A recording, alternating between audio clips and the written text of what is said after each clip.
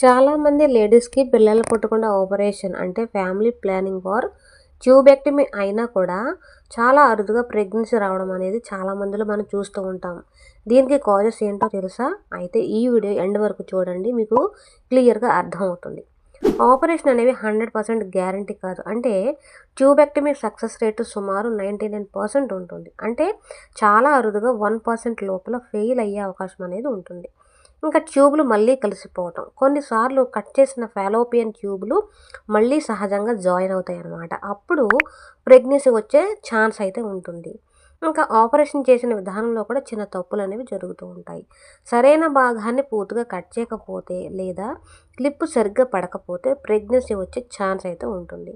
ఇంకా ఆపరేషన్ చేసిన వెంటనే జాగ్రత్తలు పాటించకపోవటం. అంటే ఏమిటంటే ఆపరేషన్ చేసిన వెంటనే కొన్ని రోజుల పాటు కాపర్టీ లేదా ఇతర రక్షణ పద్ధతులను మీరు సరిగ్గా పాటించలేదు కాబట్టి ప్రెగ్నెన్సీ వచ్చిందని అర్థం. ఇంకా ఎక్టోపిక్ ప్రెగ్నెన్సీ అంటే ఏమిటంటే ట్యూబ్ ప్రెగ్నెన్సీ. కొన్ని సందర్భాల్లో ట్యూబ్లోనే ప్రెగ్నెన్సీ అనేది వస్తుంది.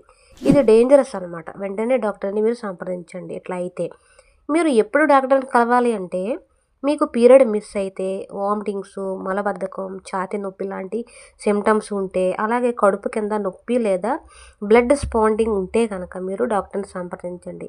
ముఖ్యంగా మీరు గుర్తుంచుకోవాల్సింది ఏంటంటే ట్యూబెక్టమీ అయినా కూడా చాలా అరుదుగా ప్రెగ్నెన్సీ అనేది రావచ్చు. అలాగే ఏ చిన్న సిమ్టమ్ కనిపించినా కూడా మీరు లైట్గా తీసుకోకుండా డాక్టర్ని సంప్రదించడం అనేది మంచిది.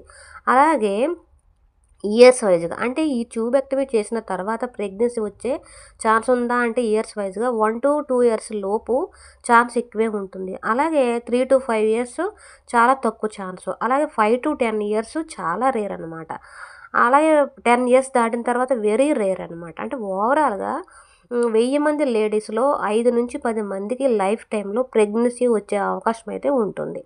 అంటే ఇంపార్టెంట్ వార్నింగ్ ఏంటంటే ట్యూబెక్టమీ తర్వాత వచ్చే ప్రెగ్నెన్సీలో ఎక్టోపిక్ ప్రెగ్నెన్సీ అంటే ట్యూబ్‌లో ప్రెగ్నెన్సీ అనేది ఎక్కువగా వచ్చే ఛాన్స్ ఉంటుంది కాబట్టి మీకు పీరియడ్ మిస్ అయినా, అలాగే స్టమక్ అదే పొత్తి కడుపు కింద కొంచెం నొప్పి ఎక్కువైనా, స్పాటింగ్ బ్లడ్ ఇలాంటివన్నీ సిమ్టమ్స్ ఉంటే గనక మీరు వెంటనే డాక్టర్‌ని సంప్రదించండి.